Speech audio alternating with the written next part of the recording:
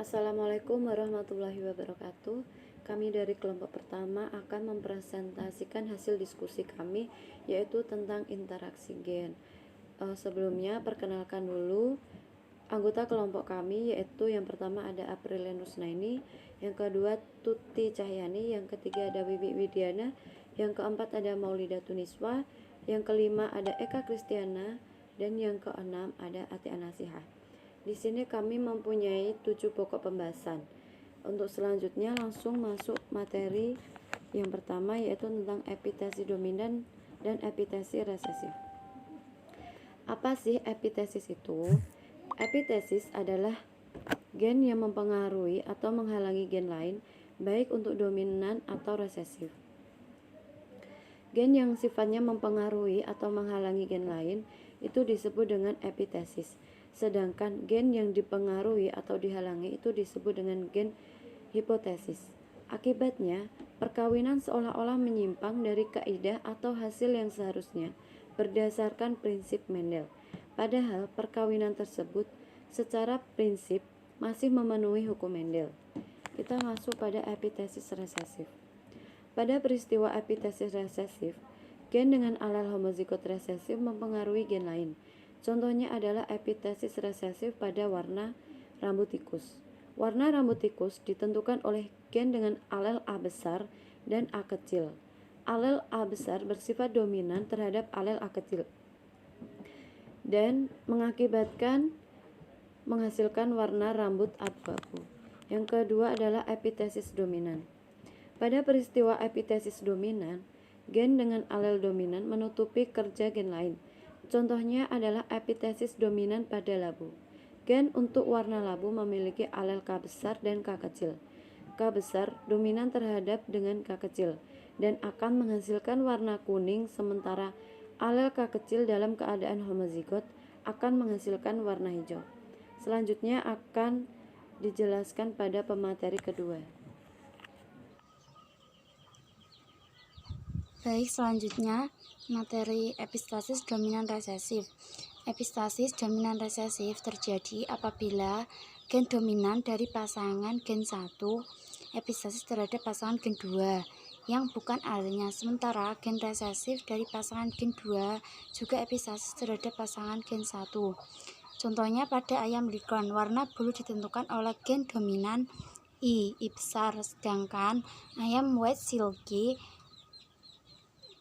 berwarna bulu putih disebabkan oleh adanya gen resesif C, C-nya kecil, yang menyebabkan tidak adanya kromogen. Polanya sebagai berikut. A besar epistasis terhadap B besar dan B kecil. B kecil epistasis terhadap A besar dan A kecil. Selanjutnya C besar itu gen yang menghasilkan warna, sedangkan C kecil gen yang tidak menghasilkan warna putih. I besar menghalangi keluarnya warna, I kecil tidak menghalangi warna. Ini ada pola persilangannya. Parentalnya yaitu I besar, C besar, C besar disilangkan dengan I kecil, C kecil disilangkan dan menghasilkan keturunan pertama, yaitu F pertama, I besar, I kecil, C besar, C kecil menjadi putih. Terus F1 disilangkan dengan F1 menjadi F2, yaitu 9 I besar, C besar warna putih, T3 I besar, C kecil warnanya putih. Ini maaf ya, ada kesalahan penulisan, seharusnya 3 I kecil, C besar itu berwarna. Yang terakhir ada 1 I kecil, C kecil yaitu putih. Jadi rasio fenotipnya yaitu 13:3, yaitu yang putih 13, yang berwarna 13.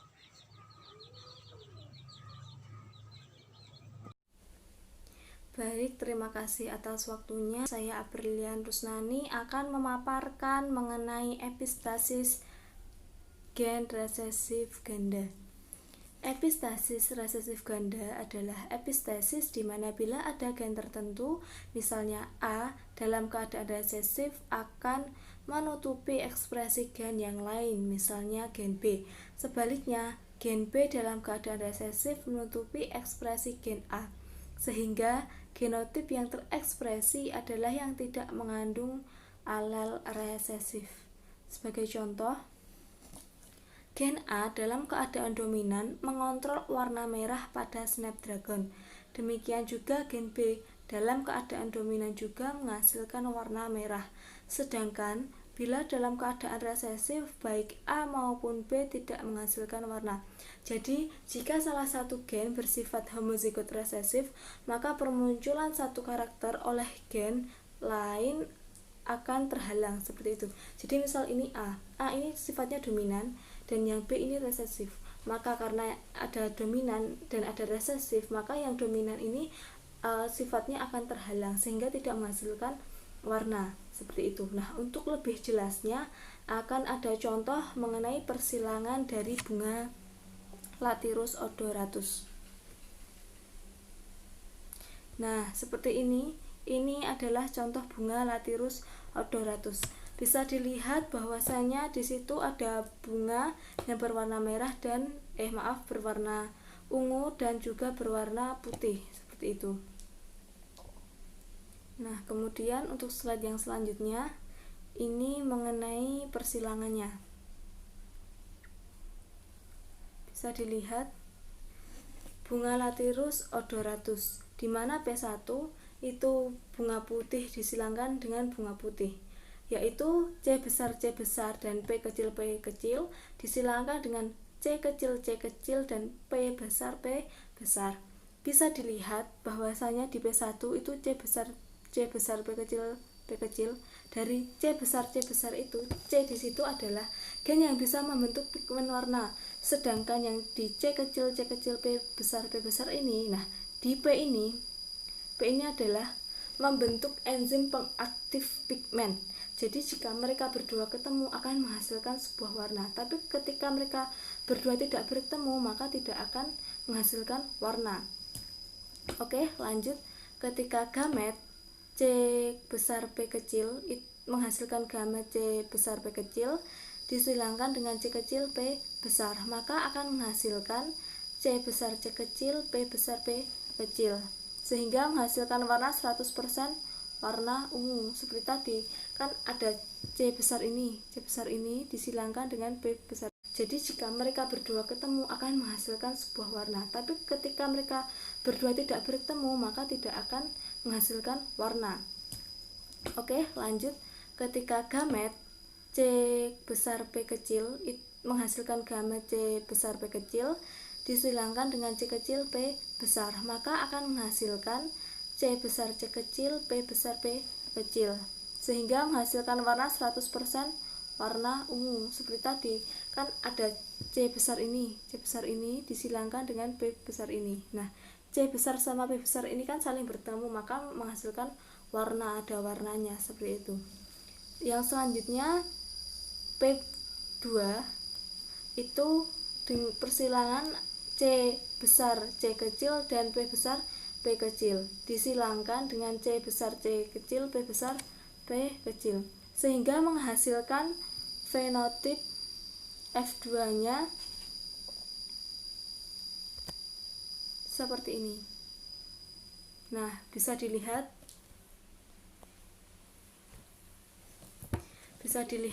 di situ ada warna terdiri dari warna ungu, menghasilkan warna ungu dan warna putih.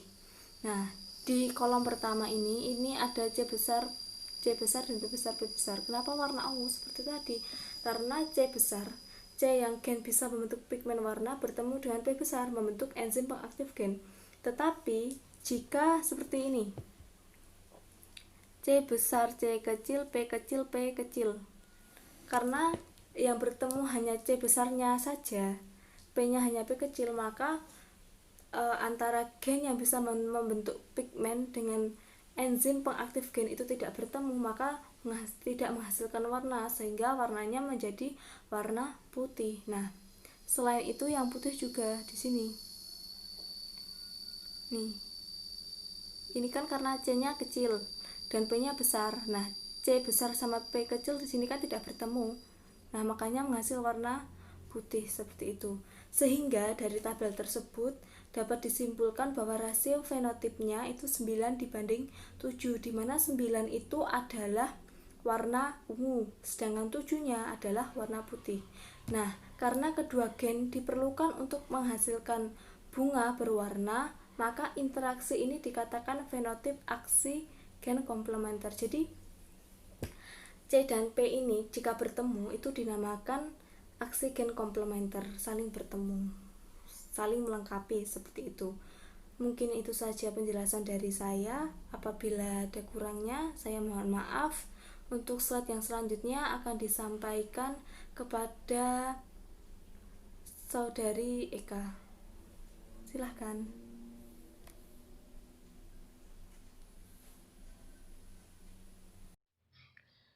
Baik, di sini saya akan menjelaskan tentang gen dominan rangkap. Apa sih itu gen dominan rangkap? Gen dominan rangkap merupakan dua gen dominan yang memengaruhi bagian tubuh makhluk hidup yang sama. Contoh dari gen dominan rangkap yaitu persilangan antara tanaman bursa SP yang berbuah segitiga dengan simbol A besar A besar B besar B besar dengan tanaman bursa SP yang berbuah oval dengan simbol A kecil A kecil B kecil B kecil. Hasil dari persilangan ini yaitu tanaman bursa SP yang berbuah segitiga dengan simbol A besar A kecil B besar B kecil.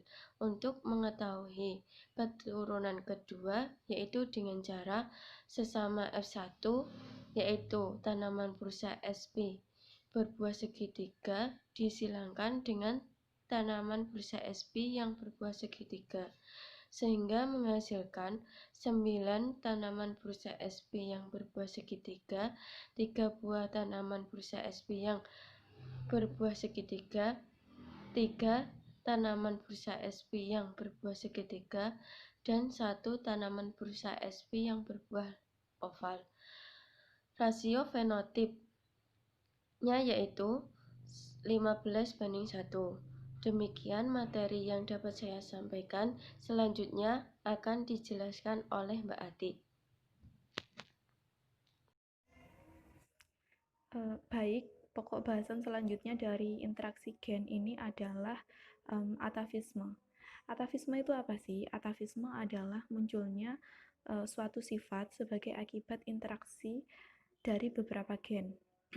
Nah, di sini saya sedikit mengingatkan percobaan dari Mendel. Ketika Mendel menyilangkan tanaman kacang ercis homozigot bulat kuning dengan kacang ercis homozigot keriput hijau, maka akan diperoleh proporsi 9:3:1 perbandingannya. Nah, kedua alel, alel B dan alel K, keduanya ini memberikan efek pengaruhnya secara terpisah dan bebas. Artinya, alel K akan memberikan efek hanya ke warna biji RC saja, yakni kuning atau hijau, tergantung dari komposisi zigositas alel tersebut. Begitu juga alel B hanya memberikan efek permukaan biji kacang ercis apakah halus atau keriput, tanpa memberikan kontribusi efek ke sifat warna biji kacang ercisnya. Nah, namun dalam kenyataannya di alam ini banyak terdapat kasus-kasus di mana dua alel atau lebih yang berbeda ini saling memberikan pengaruh dan berinteraksi sehingga muncul sifat kombinasi fenotip yang berbeda dari induknya. Nah, fenomena ini yang disebut dengan interaksi gen atau di sini kasusnya adalah atavisme. Nah, atavisme ini pertama kali diperkenalkan oleh William Bateson dan R.C. Punnett pada tahun 1906. Nah, contoh yang paling populer dari atavisme ini adalah sifat genetis dari bentuk pada pial ayam atau jengger ayam. Nah, bisa dilihat di gambar, gen R ini mengatur jengger ayam bentuk rose. Rose seperti ini. Jadi R besar ini mengatur genetiknya, mengatur gen R mengatur jengger ayam berbentuk rose.